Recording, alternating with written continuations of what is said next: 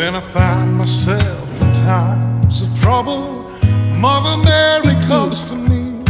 speaking words